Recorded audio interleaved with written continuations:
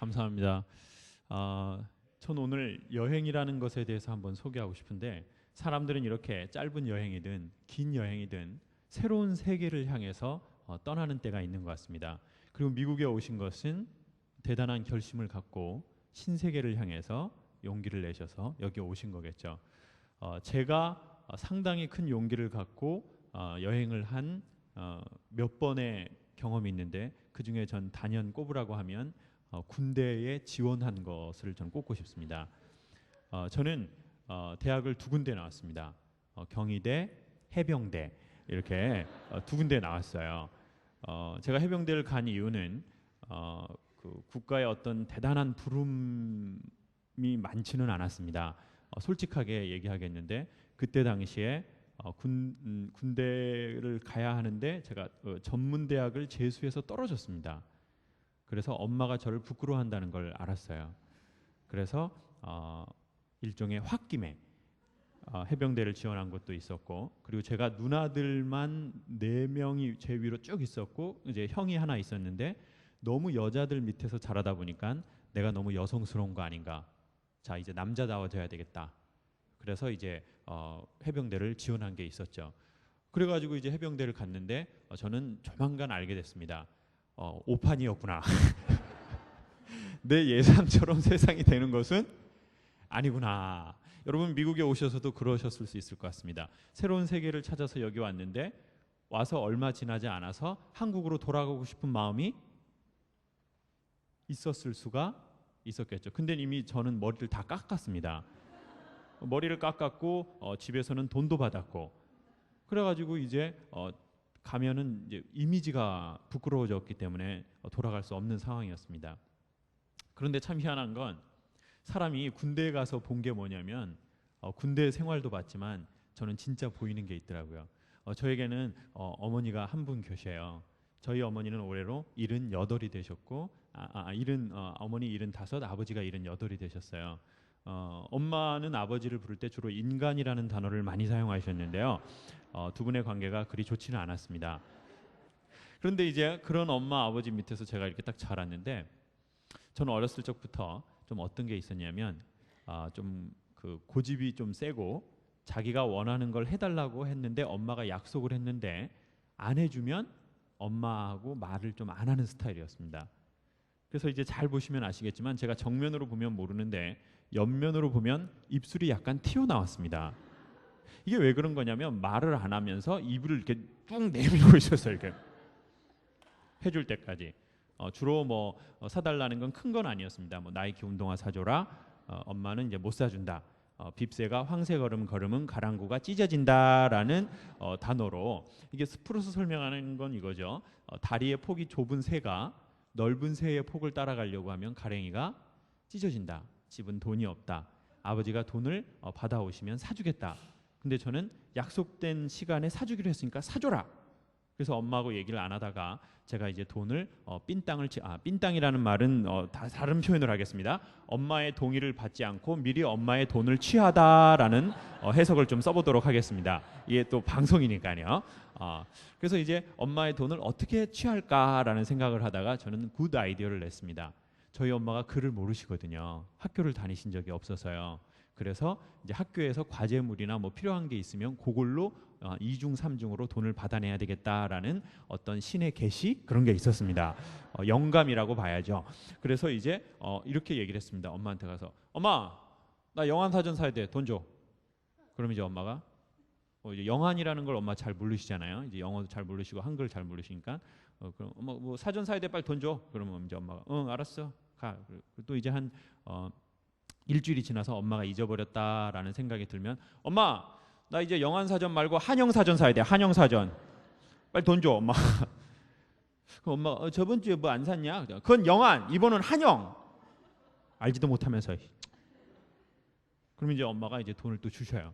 그러다가 또 한 일주일이 지나면 마지막으로 한 번을 더 써야 되겠다라고 생각을 하고 엄마 나 프라임 사전 사야 돼. 프라임 사전 돈 줘 엄마. 그럼 이제 엄마는 뭐 자꾸 사전의 종류만 바뀌면서 아들이 계속 돈을 받아가는 겁니다. 근데 그때는 제가 딱 보고 전 이런 생각을 했어요. 엄마가 모르시는구나. 얼른 한 번 더 2번 해서 돈을 엄마 그 모르게 얻어내야지. 그래가지고 저는 이제 그 돈으로 그 두뇌 개발을 했습니다. 그때 당시에는 한국에 두뇌 개발을 하는 곳이 많았어요. 그 오락실에 가면은 두뇌 개발이라고 써져 있었습니다.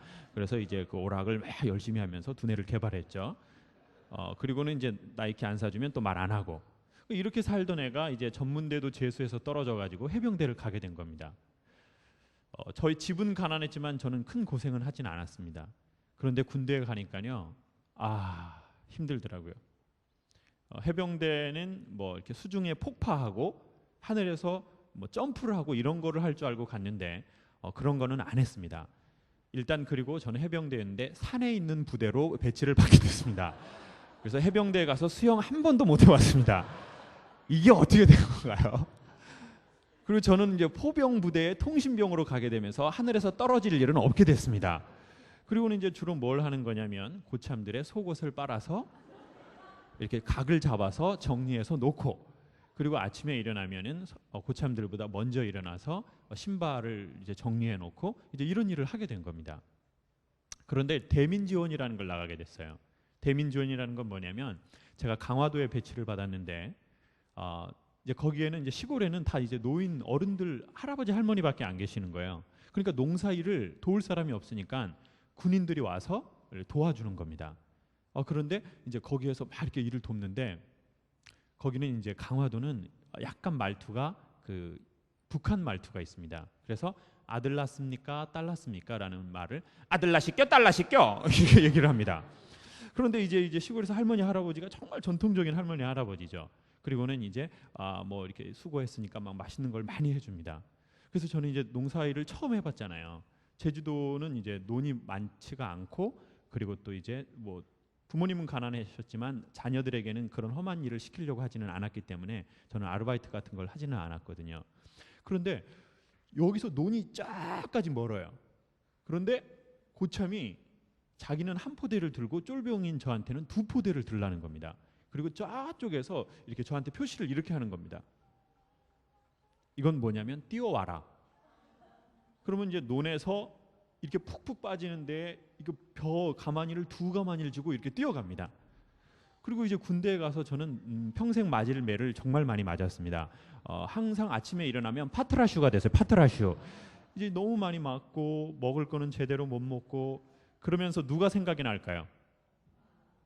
그러면서 엄마가 생각이 났습니다. 놀라운 것은 아빠는 많이 생각이 나지 않았다는 겁니다. 이 엄마가 생각이 나기 시작하는 거예요. 그리고는 시간이 지나면서 우리 엄마 우리 아버지가 이렇게 노동일을 해서 나를 가르쳤는데 내가 엄마 글을 모른다는 이유로 내가 한영사전 산다고 영안사전 산다고 삔땅을 쳤구나. 그러면서 자연스럽게 아버지도 생각이 나고 엄마가 생각이 나는 겁니다. 그래서 어느 날은 요즘은 군대가 무슨 페이스북이니 그래가지고 막 자녀들의 그 실시간 상황을 알려주는데 그때 당시에는 아예 그게 통신 보안이었기 때문에 위치도 알려줄 수가 없었고 여러 가지가 보안 사항이었습니다. 그런데 이제 논 일을 막 도와주다가 제가 이제 그 아주머니한테 이렇게 얘기를 한 거죠. 아주머니, 저 집으로 수신자 부담 전화 한 번만 하겠습니다. 그랬더니 그냥 하시라요. 뭐 이렇게 도와주는데 아닙니다. 저 수신자 부담으로 하겠습니다. 그리고는 선임들 고참들이 저쪽에 가 있는데 몰래 전화를 했어요. 그리고는 이제 제가 전화를 몇 번 뚜뚜뚜 하고 딱 전화를 받는데 저희 엄마가 전라도 해남 분이시거든요. 그래서 서울 분들처럼 목소리가 세련되지 않았습니다. 그리고는 이렇게 받으시는 거예요. 여보세요? 그런데 갑자기 제가 아무 말을 못 하겠는 겁니다. 그런데 엄마가 본능적으로 아시는 것 같아요. 막둥이냐? 그런데 제가 나야 엄마. 그런데 이제 그때 강화도에 가면은 감나무가 되게 많습니다. 저희 엄마가 그 양쪽 위아래로 어금니가 하나도 없으세요. 그래서 제가 엄마 임플란트를 하세요. 아들이 해드릴게요. 뭐 해? 엄마는 협심증이 있어서 그 마취를 하면 뒤져버려. 못 깨나. heb심증, 여기서 heb심증이라는 것은 협심증이다라고 해석하시면 좋겠습니다. 그래서 저희 아버지는 그 뭐가 있으신데도 항상 해달라는 스타일이고, 그래서 엄마가 저 연병할 놈이 1, 2년 살다 뒤지면 될 것인데 뭐다로 이빨을 하냐고, 얼마 산다고 몇 년 살다 뒤지지, 나이 먹고 노인네들이 추잡스럽게 항상 저희만 그렇게 얘기하시고, 그래서 엄마 아버지만 하시지 말고 엄마도 하셔 임플란트를. 근데 엄마는 항상 heb심증 그리고 이제 못 깨나. 근데 엄마는 이제 제가 보기엔 아들이 돈을 쓰는 게 이제 불편하니까 계속 임플란트를 안 하시는 거예요. 그래서 엄마가 치아가 상당히 없으세요. 그래서 엄마가 좋아하는 게 홍시입니다. 그런데 그 홍시가 저 감나무가 한쪽 끝에 있는데 수백 개가 그 주홍색이 영화의 한 장면처럼 달려 있는 겁니다. 그리고는 갑자기 저는 여기서 감나무를 보고 있고 엄마의 목소리가 막둥이냐 그러는데 제가 엄마 나야. 근데 엄마가 가만히 있다가 우냐.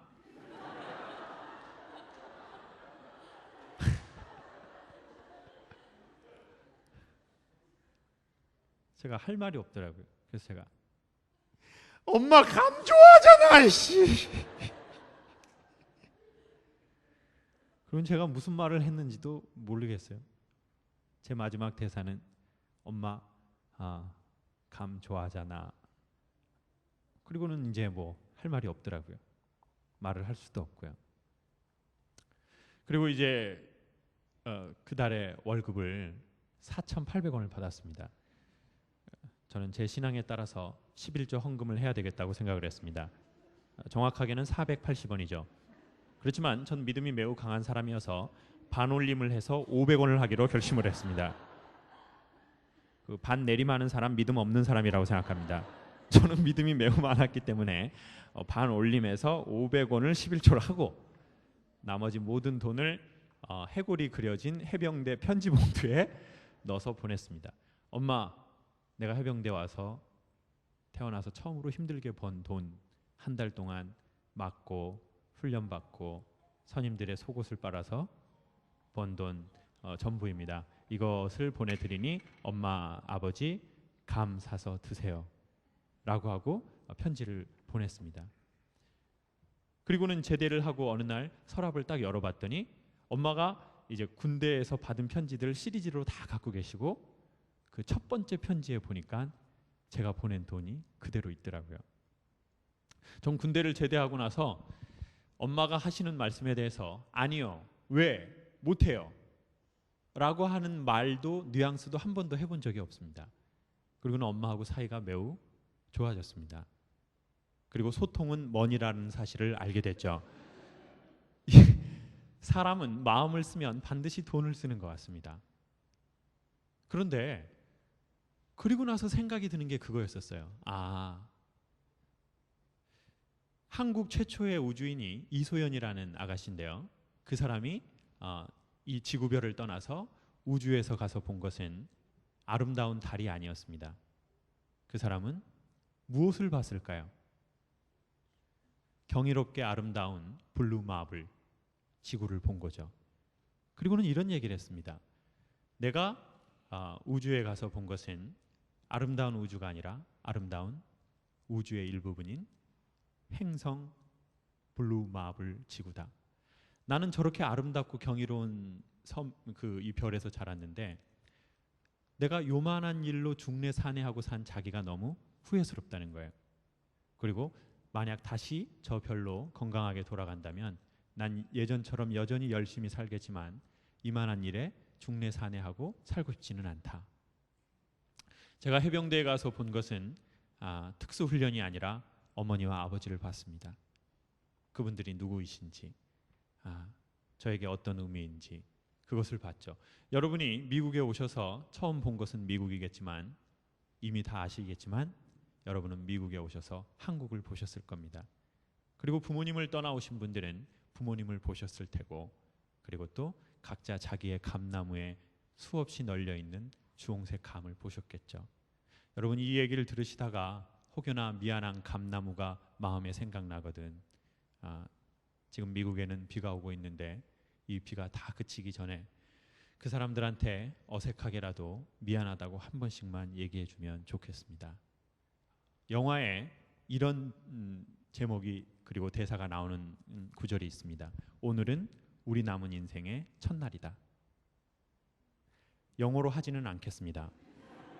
왜냐하면 노스페이스에 알러지가 있기 때문입니다. 오늘은 우리 남은 인생의 첫날이다. 미국에 오셔서 여러분이 보신 여러분의 감나무, 여러분의 감이 있겠죠.